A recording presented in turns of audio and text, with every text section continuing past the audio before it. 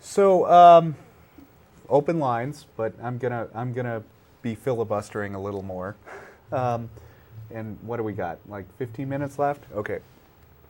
A couple of themes come out in several of her books, and for instance, there's this idea of a society being taken over by stupid, lazy, and altruistic people. I think that comes into every single work of fiction she did.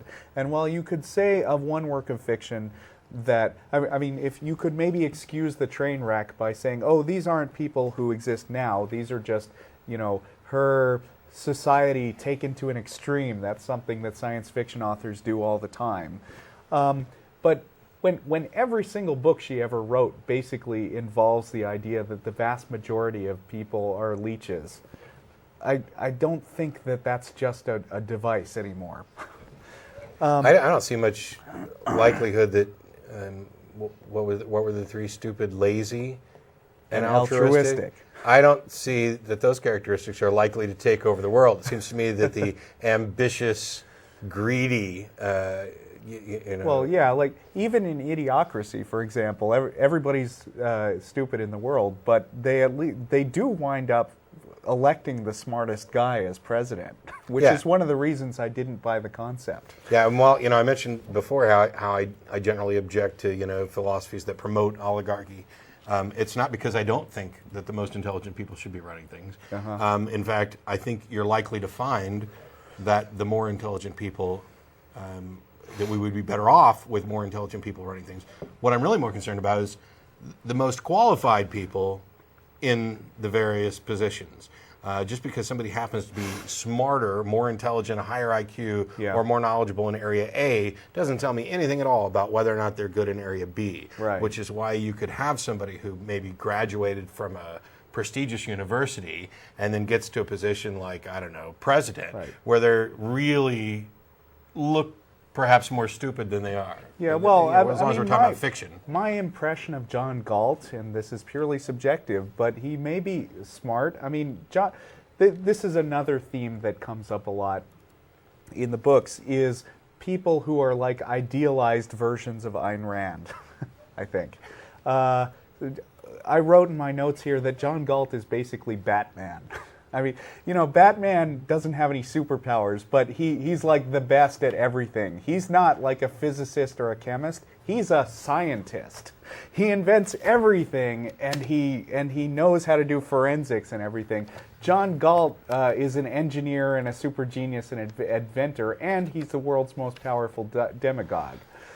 On the other, and he gets the girl, who is also kind of an idealized character. But also my impression of him is he's kind of an asshole. And I'm not sure that I want that guy running the world, whatever his other qualifications are. Yeah, and well, I mean, there's bigger differences between him and Batman, though, and that is that what you do with what you've got. Right. And in this case, I don't think that Galt's doing anything particularly beneficial either. I mean, maybe to himself, but I'm not convinced of that. This whole idea that working towards your own self-interest is likely to wind up being the best thing for you in the long run. I don't see where that's justified. It may be the case that working primarily towards your own self-interest while also working towards the self-interest of the group benefits you more. It's like the difference between hoarding all of your money or investing parts of it. The returns on your investment may be greater than if you just hoarded it all. There's actually a name. There's actually a name for the concept of writing a character who's basically a stand-in for the author, only much cooler.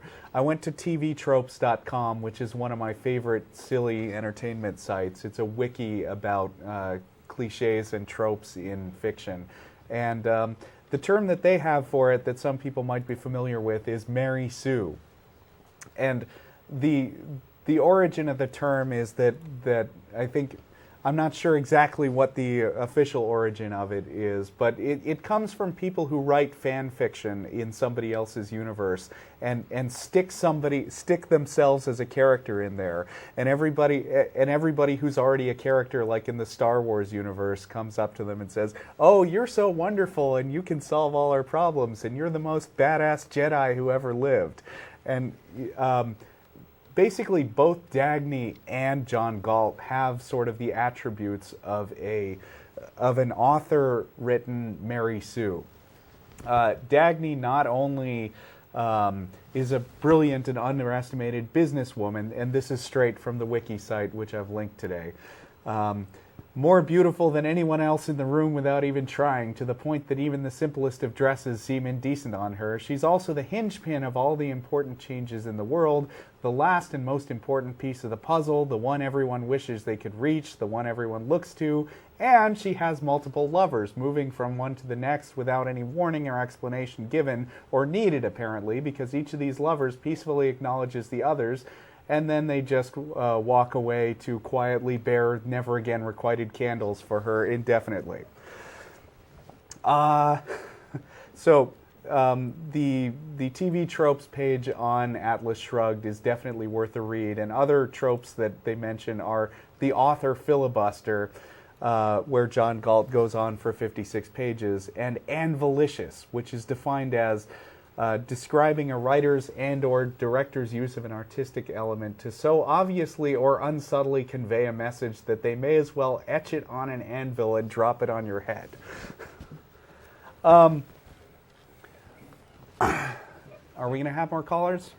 Okay, not my fault that we have more callers, that we don't have callers, but luckily I'm prepared with more of my own author filibuster. There's a call or two coming in. But okay. I just wanted to briefly touch on the fact that there was, in fact, sort of a strange cult-like movement that seemed... I alluded to it earlier when I mentioned this guy that I met, and also some of our emails sort of hinted at it. But there really was some strange stuff that grew around this. One example comes from Nathaniel Brandon, who was kind of a disciple of Ayn Rand's for a while and was, in fact, her lover. So he may not be the most objective source, but basically he had a falling out. He's one of the most objectivist sources. Yeah. He had a falling out with Ayn Rand when it turned out that he was fooling around on her, even though she was actually fooling around on her husband with him. But she basically, as far as I understand it, excommunicated him from the movement and forbid anyone to talk about him or any of the writing books that he had written. And in some memoirs that he wrote called Judgment Day in 1989, he claimed that there were implicit premises in our world to which everyone in our circle subscribed and which we transmitted to our students at NBI. And he lists them. Ayn Rand is the greatest human being who ever lived. Atlas Shrugged is the greatest human achievement in the history of the world. Ayn Rand, by virtue of her philosophical genius, is the supreme arbiter in any issue pertaining to what is rational, moral, or appropriate to man's life on earth. Once one is acquainted with Ayn Rand and or her work, the measure of one's virtue is intrinsically tied to the position one takes regarding her and or it. No one can be a good objectivist who does not admire what Ayn Rand admires and condemn what Ayn Rand condemns. No one can be a fully consistent individualist who disagrees with Ayn Rand on any fundamental issue. Yes, because conformity to dogma is what defines one as a true individual. Aren't these people second-handers? I mean, seriously, aren't they living through her? If this is true, of course. Yeah. I mean, I don't want to just take her ex-lover's word for everything she thought, but that seems kind of consistent with what I've heard about her. Speaking of second-handers, I noticed that second-handers is still used a lot as a pejorative when it comes to arguments by objectivists. For instance, I also linked a post where somebody was attempting a kind of a humorous definition of a second-hander, and somebody came through his blog and in all sincerity posted, "From the content of this blog alone, I judge that you are indeed a second-hander, a parasite on Ayn Rand, and to give credence to what you say would be to enable that," which was his way of justifying why he wouldn't buy a book that this guy had written. And yet, every one of you who've read this book and agree with Ayn Rand Yes. are necessarily second-handers. Well, Also, another Unless you came up interesting with it on your own. Another interesting thing about this is getting back to the idea of John Galt and Dagny Taggart and probably Howard Rourke as idealized versions of Ayn Rand, is it's kind of interesting to me that all of the people that Ayn Rand idolizes in the book, sets up as the really great people of the world, are inventors and business people, and I mean just basically people who had contributed something very brilliant and tangible, like Hank Rearden, who creates this miraculous metal, and Dagny Taggart, who builds these train tracks. I just think it's interesting that Ayn Rand didn't do any of that. Yes, she wrote a bunch of books. She tried to disguise philosophy as art while deriding philosophy. She wrote a book or something about philosophy, who needs it, and she consistently railed against the ideas of various philosophers, including some that reportedly, like Kant, she'd never even read. And yet, there's no particular original idea. I find no particular original idea in Atlas Shrugged, The Fountainhead, or Objectivism. These ideas, to think that this woman in the 50s came up with stuff for the first time. Well, actually, but in the 30s when she would have written it.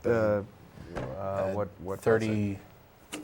I don't know. She wrote about the same time as one of the other female. No, proponents. actually, she wrote it in 1957. Okay, but I so think it was a 57 period piece that took place around the 1930s. Right. Because a few years later, trains would pretty much be dying a natural death anyway. And there was also Rose Wilder, Laura Ingalls Wilder's daughter, who was another kind of influential woman with regard to libertarianism. Okay. They had a falling out over religion, but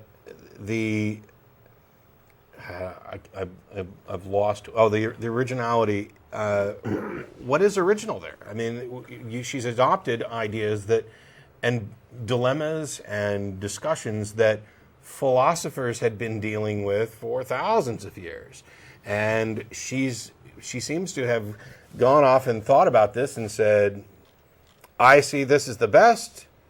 I don't need any of these other philosophers. They've all made mistakes. They're all wrong. There's no point in any further discussion on this. These are the axioms with which we will begin, and this is how we will form our new perfect world. And anybody who doesn't agree with me is a second-hander. Oh, no, second-handers would be leeches. What did they have something like SP, like Scientology does? I was going to say, actually, they do use second-hander in sort of the same way as suppressive person in Scientology. Or stinkin' thinkin' if you're in Amway. Yeah. So I don't know we covered necessarily everything we thought we might have covered. I think we got to pretty much everything I was ready to. I would be loath to call objectivist cultists. I think that there are a number of people who have seen... And I don't think that people who are objectivists are stupid or anything. I just think that objectivism has a lot of flaws in it that people should be aware of. There are some good ideas within objectivism, some conclusions that I think are actually correct, though perhaps reached for the wrong reasons, which is possible. So I think that there are a lot of people who are objectivists who have found something that they haven't been able to find somewhere else. Okay. And that doesn't necessarily make them cultish. We didn't get to a lot of, we didn't manage to get a lot of callers on this one, so either it wasn't very interesting or, In any case, we have no time, which was the point that I was getting to. TV at atheist-community.org. We'll be down at Threadgills in about half an hour or so. We'll be back again next week. It's the 5th Sunday, and Jen will be on. TV at atheist-community.org. If you're an objectivist especially, we'll argue with you.